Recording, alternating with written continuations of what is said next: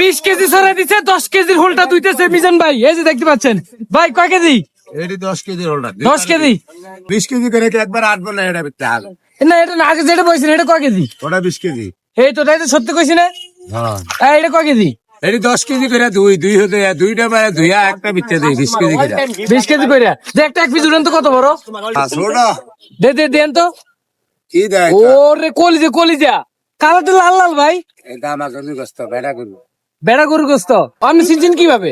এখানে দেখছি দানা ঝুল্লা রয়েছে। আনাজ হইলে রয়েছে, ওই দেখছি না অবস্থা। তো এমনি বুঝে যায় না, মানে সাদা গোস্ত হইলে বেড়ি আর লাল গোস্ত হইলে বেড়া নাকি?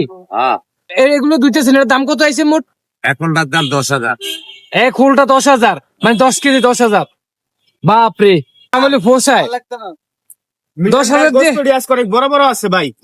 গোস তো সবসময় এক সাইজ।